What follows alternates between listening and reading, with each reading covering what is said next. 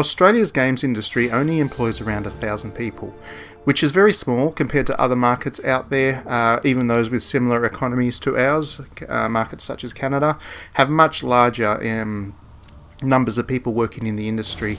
And there's a couple of reasons for that. In Australia, a lack of government help certainly doesn't help. It's been a very hostile government towards the Australian games industry, and also the GFC from a fair few years back now really had an impact on it. Closed a lot of the big studios, took a long time for the local industry to start to recover from that.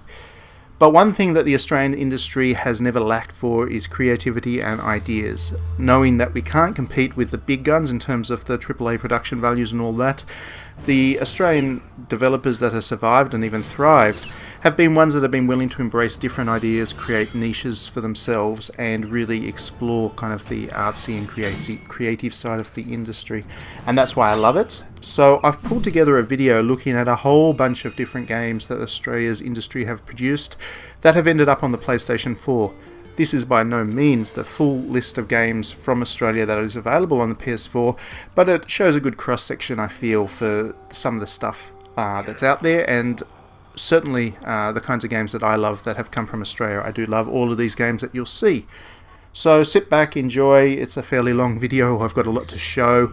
Hopefully you don't get too sick of my voice by the end of it, but hopefully you enjoy the games that you see, and you may even find one or two that you haven't heard of before that you find worth checking out, and I certainly hope you do so. If you find one of these that's interesting, go and check it on the PlayStation Store, download it, play it, love it, and give the Aussie industry the boost it certainly needs. So, the first game I'm showing you is Armello. Now, Armello has got to be one of my favourite games of the past generation for quite a few reasons. Firstly, it has this wonderful aesthetic that looks kind of Animals of Farthing Wood-like. All the characters in it are animals, and they get up to combat-y things, which is quite appropriate for Farthing Wood, for the oldies that remember that cartoon. It's kind of got a Game of Thrones style aesthetic in that it's you need to be absolutely brutal to the other players if you want to win. And yeah, it's certainly not a forgiving game on that from that perspective. And it looks gorgeous, and it's a really clever, deep board game. In fact, it's kind of so deep that I think quite a few people would have put this down, picked it up, given it a go, and then given up on it, because while the tutorial is really helpful at getting you into it, it will take you quite a few matches before you start to feel like you know enough about the game to be competitive and start to pull together some wins. If you are one of those people, I certainly recommend giving it another look, because once you do get over that initial hurdle, the game's depth really becomes its strength, and it's a game that will last you for an awful long time, if not into perpetuity. It's a game that I've been playing ever since it came out, which I believe was 4 or 5 years ago now. And the reason being is that there are so many different characters now which have been added in via DLC, and they're all very different to one another. They all offer different strategies. There's so many different ways to win the game. There are 4 different victory conditions, some of which are easier for characters than others. For example, if you play as a mage or a thief, it becomes very hard to try and win using the combat option, but you can do it. So that's a challenge, you know. It's even once you master the game, there's all these different ways to really challenge yourself to get better at it and to try different things and be creative. And the game itself is quite beautiful, as you can see. And that style, that digital board game style, never gets tiring. It doesn't matter how many times you play it, it's still vibrant, it's still colourful, it's still really interesting. This is a board game, like I said, but it's one that wouldn't actually work in terms of pieces and a physical board. You couldn't produce a physical version in this game and have it work nearly the same way, because there's so much actually going on in it that it would be very hard to manage without the help of the computer, the AI behind it. So this also represents a good example of how a developer can take an established genre or something from outside of the world of video games and make it their own inside the world of video games. So I really love this game, highly recommend it, like I said. And yeah, if you get a chance, download it. It's not too expensive and it's worth every cent. Next up is a really charming little platformer, one that's got a good sense of humour but has a really strong message to share as well. and it tells a really good story while also being very minimalist in that storytelling, so you don't get too bogged down in it. The game is Ninja Pizza Girl, as you can see, and it was a horrifically overlooked game by a lot of people who would have otherwise enjoyed it, I think. Being an indie platformer and stuff, it wasn't something that stuck around in the mindset of consumers or players anywhere near as much as I think it deserved to. It's about speedruns. It's all about doing things as fast as you can, as cleanly as you can, getting to the goal as quickly as you can by using the environment to run, jump, slide, and so on around the place. And each level actually has multiple paths through it, so there's always something to kind of challenge yourself to find hidden unlockables, or to take a different route through the level, try and find a quicker way of doing it, and all that kind of stuff. And yeah, it's a really charming game. It's got a great little story. It's about, you play as a character who is a pizza delivery girl who's running around on the rooftops to get the pizzas to people quickly. Along the way, she encounters these enemies from other pizza companies, and of course you're all ninjas, so you all kind of run and jump and slide and tackle one another and all that kind of stuff. There's a bit of sabotage that goes on in there. But the thing that's really charming about the game is that it tells a story about bullying and about, you know, learning to live with yourself and all those kinds of challenges that teenagers in particular go through as they learn to come to grips with their place in the world, and how they get through the teenage years, which can be remarkably tough. And it does so in a very sweet and innocent and enjoyable way, so it's not too heavy-handed about its themes, and it has a good sense of humour. You're about to see a hell of a joke here. It's not too heavy-handed with its humour, but at the same time it does tell a very poignant story, and that's all the more impactful when you realise that this game was basically developed by a family, including a kid who probably went through some of the bullying issues and this game that most teenagers go through, and this game is kind of metaphoric for that experience. So yeah, it's that kind of, it's a very simple game in the sense that it doesn't do anything that's kind of out there new in terms of the platforming genre. It's basically a runner.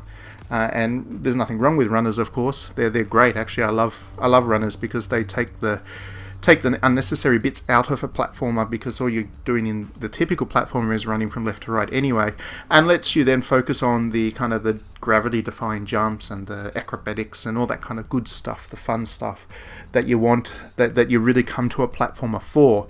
So it boils all of that down to its most simple roots, and then makes it all about challenging yourself to get better times. So there's a lot of replay value in it. And it's just great value for being such a simple and creative game. It's just great value, and if you play it and get into it, you'll actually get a lot of value out of it.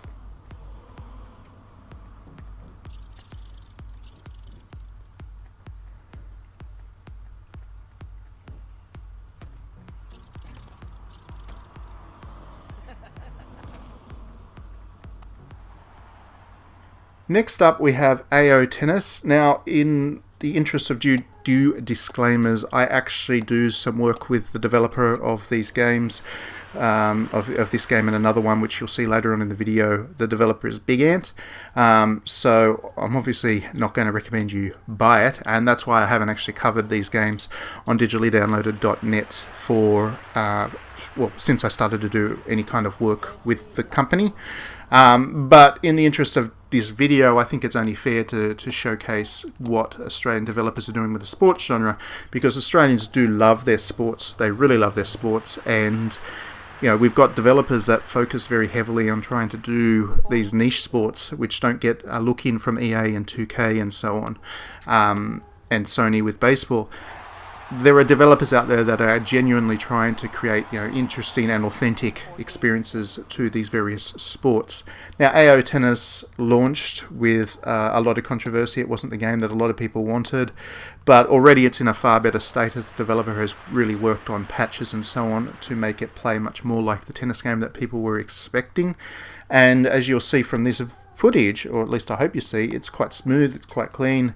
It's a sports game that I've played a lot of. I really love my tennis. I used to be a very serious tennis player myself before injury unfortunately finished that dream. But yeah, it's it's a sport I really love, and I have spent a lot of time playing this game because I like the way it feels, especially after the recent patches, and it's got a fun career mode. I get to make a character, call her Hatsune Miku, and have fun with it, and I get to serve volley, which is how I used to play tennis in the real world, so it kind of suits the way I like to play tennis anyway.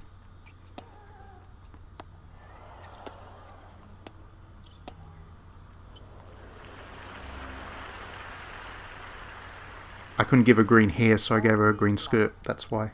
That's my Hatsune Miku there.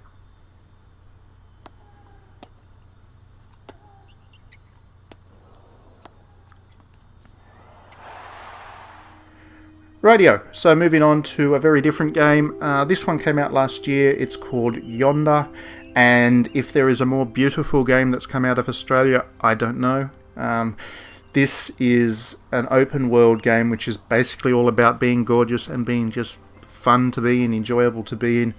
It is an open world game, like I said, but it's one that has absolutely no combat. It's not violent in any way.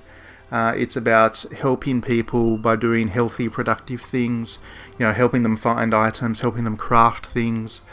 So it's got all those open world mechanics, and it's got the structure of an open world game. You'll go from place to place helping people. Once you run out of quests in one area, you'll move on to the next one, and eventually you'll unlock these areas. As they'll be locked away at first by this purple miasma stuff, but as you help people out, the purple miasma will disappear and you'll be able to access new areas. So it's got all of the structures of an open world game, but it has none of the combat, none of the violence. It's about being pleasant, it's about being innocent, it's about just being joyful. It's a happy, joyful experience, and it's something that you don't get in other open world games. Almost every open world game out there is very violent or very small. This one has the huge world of an open world game, but has none of the violence. It has interactions, and they're all positive interactions, and the best interaction you're about to see, because I'm going to go and hang out with an animal that I've befriended and brought into my farm, a groffle, and my groffle is the coolest, cutest animal in a game ever, but you're not killing anything, and it's just refreshing. I'm not opposed to violence in games by any means. I play plenty of violent games, but it's nice to have something that's different. And that's what I said at the start of the video about Australian game development. We do different very well. And when we do different, it fills niches, it fills experiences that you don't get from other developers. And it's creative and it's interesting and it's enjoyable. And that's what Yonder does through and through. And that's why it's a real highlight for me of what Australian game developers have created over a very long time now.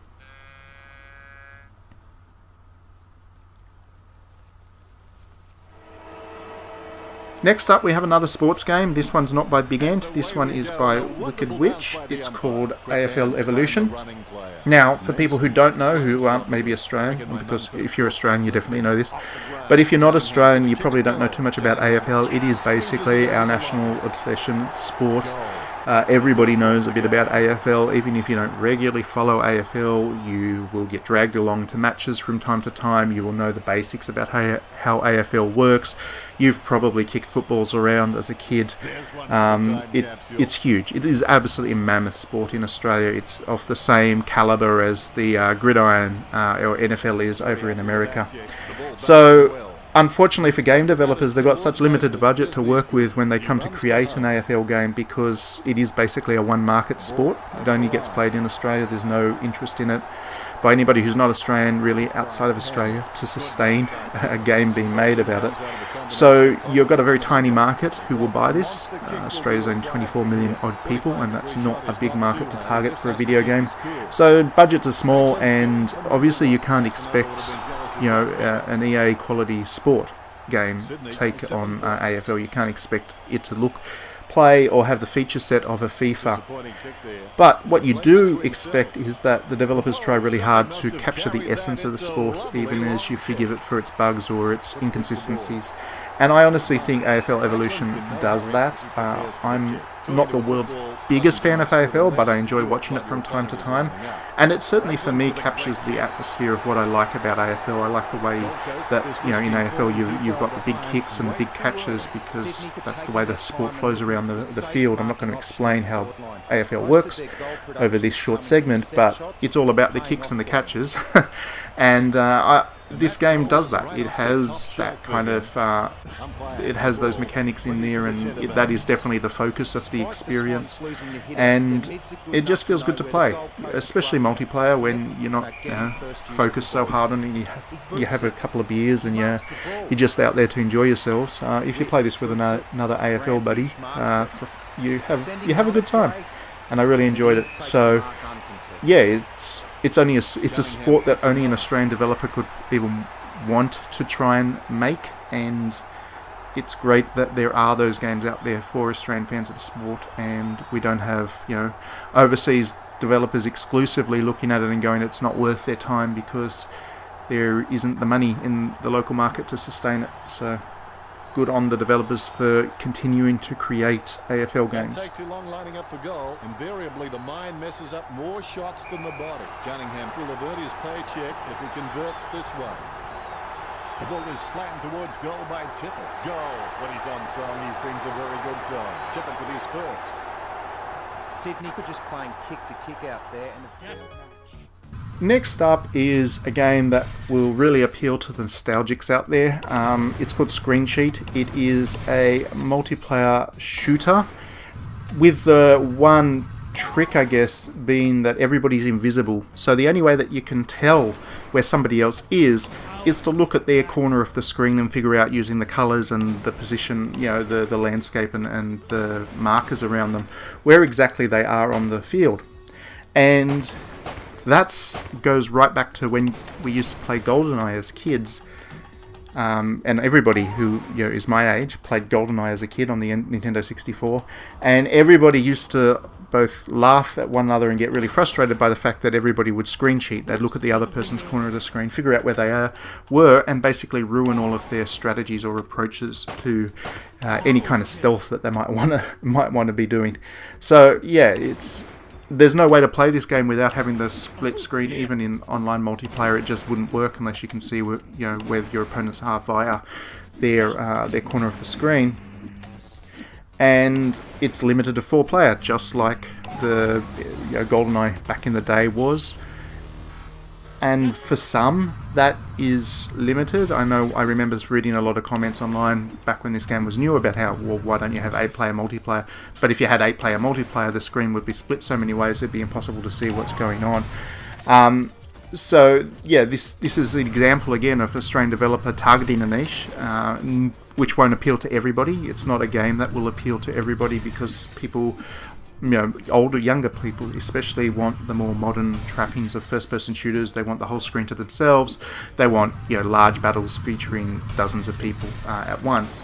So this game is more for those people who are older, like myself, and it does a brilliant job of giving that essence of nostalgia and that ability to go back in time and experience how you used to play these games as kids, and have a real good laugh while you do it. Have a really good laugh while you do it. I haven't laughed so much playing local multiplayer just like I did back in GoldenEye as I did with this one. So well worth looking into. Next up, we have a real arcade game from the guys at NoNo. NoNo are an indie developer that's been around for quite a while in Australia actually now. Created quite a few games.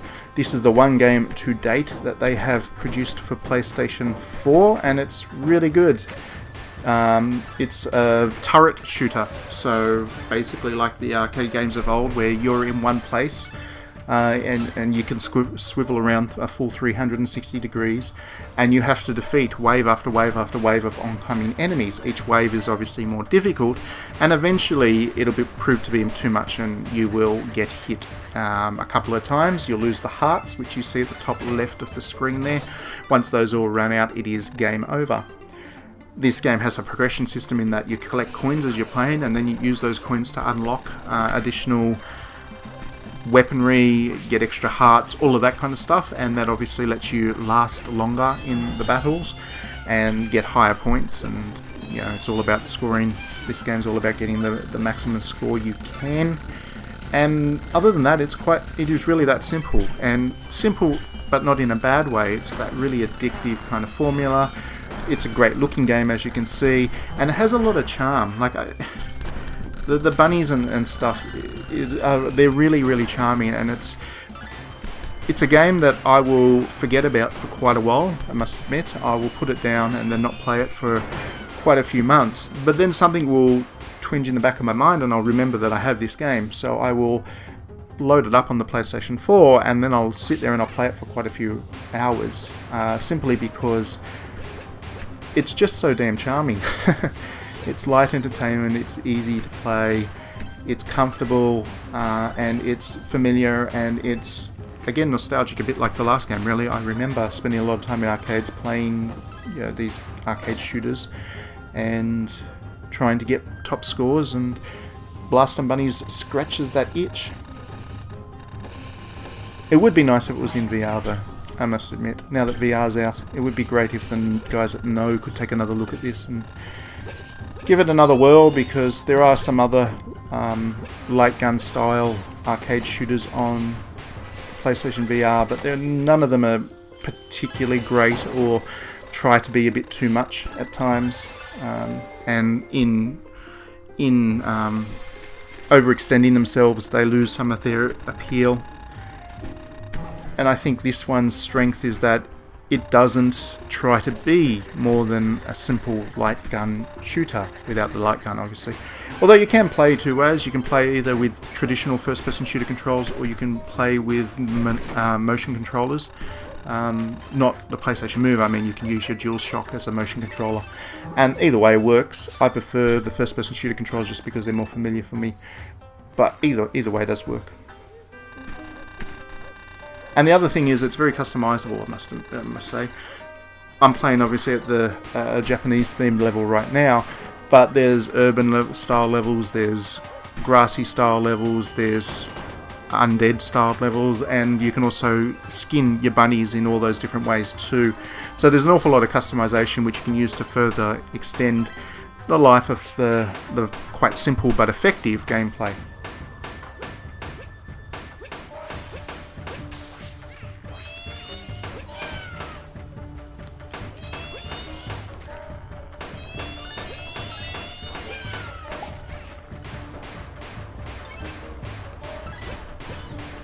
As you can see, I'm about to lose this one because I'm being attacked from two sides, and those big guys are pretty hard to stop. I spent too much time trying to defeat the little guys on the other side.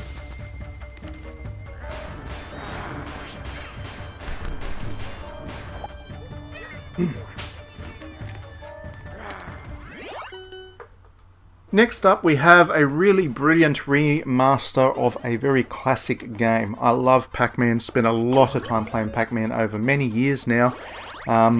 Never quite gave up on it.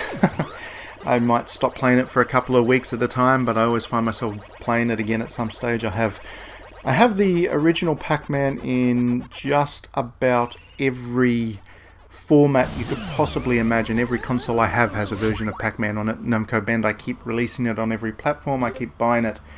But when it came to remastering Pac-Man in a way that's appropriate for, I guess, the more modern mobile audience and the way that modern mobile games work, Namco went to an Aussie developer, the guys and girls, behind Crossy Road, the Crossy Road brilliant games that they are, and asked them to do Pac-Man in their way, and this is what they came up with, and it really, really works. It works so well, because the basic appeal about Pac-Man is obviously avoiding the ghosts and eating as many dots as you can find and getting a high score. And by making that endless, by using the way that they do endless engines that they perfected with Crossy Road, to apply to Pac-Man, they've managed to really do that. And you get power-ups, you get progression systems and all that kind of stuff. But ultimately, what's important with this game is that you're just eating dots, getting points, hoping that you get a higher top score than you did last time, and it gets very hard to when you start to get top scores in the 4000s or whatever. Silly little mistakes like that one will cost you, and then that's it, game over. Next up we have cricket, Ashes cricket. So this is another Big Ant game. So again, with a disclaimer, I have worked with Big Ant in the past, and I haven't reviewed this game for that reason. But as a big cricket fan as well, I really enjoy this game. So it would be off of me not to mention it. Excuse me, not to mention it in my list of games that I'm really proud of as a part of the Australian games industry. Ashes Cricket is the third cricket game from Big Ant, and it has the license, obviously, for the Ashes, which is the contest between Australia and England. And that's all, they're all photo scanned in, so they all look like the real people. They're real life counterparts, and then all the other teams are not licensed, so you kind of have to create your own players and all that kind of stuff to fill out the team. What I've done is I've created a team called Japan. I've created a Japanese international team, which I've just filled with people who I know and other names. And it's just fun watching them play and slowly watching the statistics build as they play more matches. And the main thing, obviously, is that the basic mechanics of cricket are there. And as somebody who's spent quite a bit of time playing real cricket over the years, and who doesn't get the chance to do that very much anymore because I'm not part of a team, and you need a team and a field, and it's quite hard to do cricket socially as a social sport. This gives me my fix when I'm in the mood to play some cricket. So again, something that probably not too many developers outside of Australia would even want to tackle, and the Aussies have done it pretty damn well. Next up is Battlestar Galactica Deadlock. This comes from a Perth developer, and it's a tactics strategy game, and obviously it's based on the Battlestar Galactica franchise, which is a wonderful sci-fi franchise that I think has been criminally underdone when it comes to video games. It is a hard one to do video games about because it's a very human-based drama. The action isn't actually much there in Battlestar. It's not like Star Wars or Star Trek even. Battlestar is more person-to-person conversations and stuff, but this one does a great job of taking that limited action, sci-fi action between the humans and the robotic Cylons, and spinning it into a full video game with quite a lot of tactical depth, quite a lot of strategic depth. You get to build fleets up, you get to manage the fleets as they fight against enemy fleets, and there's a whole bunch of different classes of ships, and each ship has its own strengths and weaknesses, and you need to maneuver them around the battlefield, which is a full 360 degrees, because it's set in space, obviously. And so on and so on and so forth. The depth that's in this game is intimidating to people at first. I think even to strategy veterans, even to tactics strategy veterans, I think there would be some barriers to entry with this kind of game initially. But once you get through that, much like Armello, as I introduced right at the start, the depth becomes the game's strength, and then all of a sudden you just don't want to play anything with anything less than this kind of depth, because there's just so many different ways to approach each battle, and you can be completely outgunned and play well and end up winning the battle. And it's rare. It's very difficult to create a strategy system where you can be behind in terms of numbers and still win through superior tactics. Not many games do that very well. This one's one of those ones that does. And on top of that, once you win a battle, you get the most delightful kind of full cinematic cutscene that shows the entire battle playing out from start to finish, with dynamic camera angles and fireworks and pyrotechnics, and it really shows off the aesthetics of combat in space. That is so appealing to a lot of people who are sci-fi fans like myself. It's that idea of being in the vast emptiness of space and yet having a small localized battle between two forces with nothing else around them, and what that does to the visual, as opposed to ground forces kind of running on the ground and being bordered by forests and rivers and stuff. The openness of the battles here is just something that's so visually interesting, and this game takes full advantage of that while also doing great justice to the Battlestar franchise and adding to it, which is something that certain other developers and publishers of science fiction franchises have not been able to do very well. And yes, I am referencing EA and Star Wars with this. Perhaps Star Wars, LucasArts and Disney should consider giving these guys a Star Wars tactics game to make it, because they'd do it justice.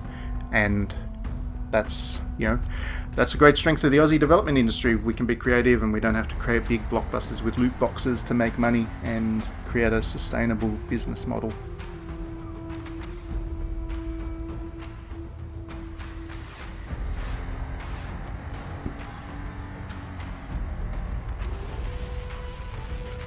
Boom. Okay, finally, one last game I'd like to show off with this video, and that is Hand of Fate 2. Hand of Fate, the original Hand of Fate was a brilliant mix of deck building card, strategy, RPG, choose your own adventure novels, and all of that was all mushed together in a way that we haven't quite seen in a game beforehand. And by the time Hand of Fate 2 came out, we still hadn't seen it. So Hand of Fate 2 is kind of original in the fact that it's a sequel that to a really good game that nobody actually even tried to copy, because it was so original, so unique, and the developer has really benefited from that, I think, because I know Hand of Fate was a huge success for them, and I believe Hand of Fate 2 was, or is at the moment as well. It's still fairly new, of course, so there's still a way to go for it. They can do DLC and all kinds of other stuff yet, but I'm pretty sure that it's off to a really good start, and it deserves to be, because it is very high production values. It's very, you know, the action's really good. It's a great looking game, all of that kind of stuff, all the stuff that you expect from AAA development or whatever, has been really distilled down into a way that's still affordable for a local developer with a smallish team, but can use creativity and be clever about how they do the game so that it, you know, it still looks the part but is manageable. And so you've got two kind of different phases in this game. You've got the cards here, the board. So when you start a mission or a level, the cards will be dealt down face down, and then each time you land on one it gets turned over, and then whatever is on that card kind of plays out. So there's a bit of randomness in there, there's a bit of board gaminess in there. Sometimes one of those cards will lead to a battle, which you saw beforehand, which is very kind of Batman-like in terms of how it plays out. So it's a counter-heavy combat system where you've got a brief window when an enemy's about to attack that you can see that they're going to attack. There's an icon that appears on top of their head and stuff, and you can use that icon, that feedback, to counter the attacks before they land. So yeah, you need to be strategic in how you approach combat, because otherwise you'll get overwhelmed. But if you are strategic about it, it feels really good to be constantly countering attacks and then hitting back yourself and watching a large group of enemies slowly whittle down into smaller numbers as happens. Feels really good. And then when you're playing through the board game side of things, you're collecting food, you're collecting resources, you're finding new weapons. Some of the cards give you a choice between a couple of different things you can do, and what you pick kind of affects how the level plays out for you. And all of that kind of stuff's all kind of built into the game, so it feels, like I said, as a choose-your-own-adventure fighting fantasy style game mixed with the cards and then the combat. The cards themselves, you actually build a deck before you start a level where you can choose which cards go in there. So if you want to try to focus on one thing or another, you can pick the right cards for your strategy, and you need to pick cards that have combat effects, so you need to pick enemies that you feel like you're best equipped to beat, or enemies that you prefer to fight, while trying to minimize the cards to the enemies that you don't much like fighting. As you can see in this battle, I'm not playing particularly well, and I'm getting hit by all these things rather than actually countering them.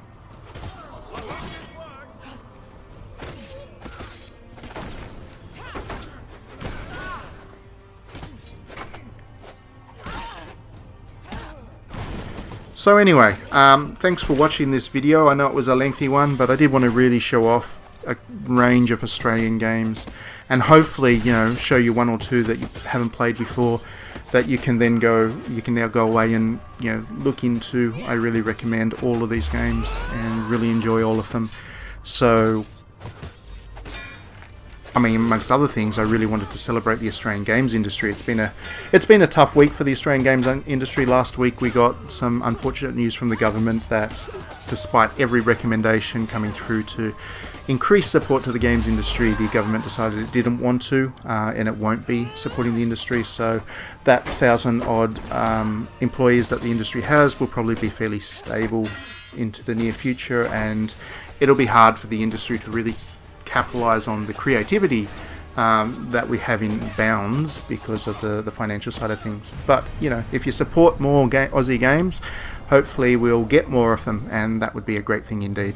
Thanks very much for watching, and we'll see you at the next video.